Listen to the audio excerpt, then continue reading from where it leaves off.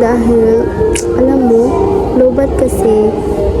So, sinarge ko muna ang cellphone ko para ma-full charge. Pero hindi siya na full, guys. Ano siya? 89%. Maya guys is mag-flag ceremony kami. So, abangan nyo na lang guys.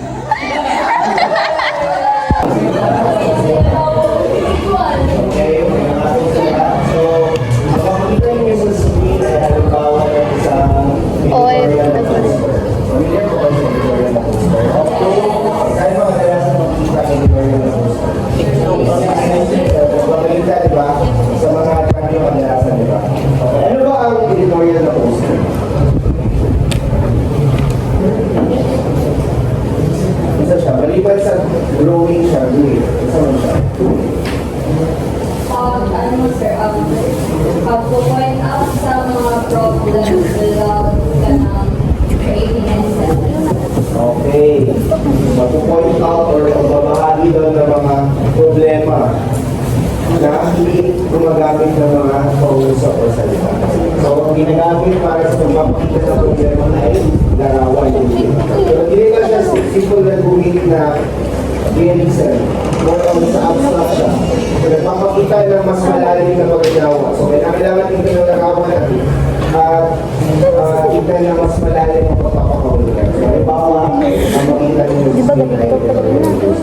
So, ang gusto mong gawin niyo ay huwag niyo tignan na larawan base lang sa mga makikita ng mga people na tignan ninyo ang kahulugan, mas malalim na kahulugan mula sa larawan. So, mayroong mga nakakatang tanong mula dito, pero tatlong tanong.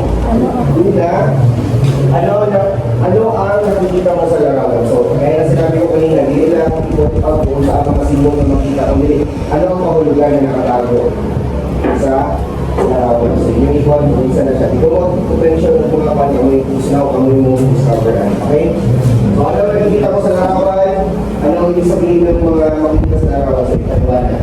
Pangalawa, ibigay ang iyong saloobin batay sa larawan. So, ano ang iyong opinion or nararamdaman sa mensahe o sa kahulugan ng larawan?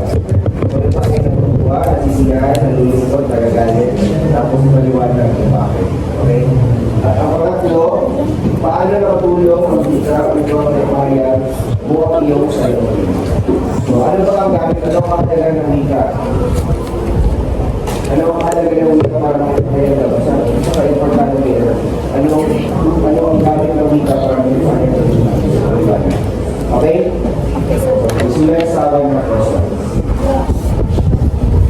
Kaya na kayo magsabi. So, hi guys. So, ngayon is oh my god, tapos na.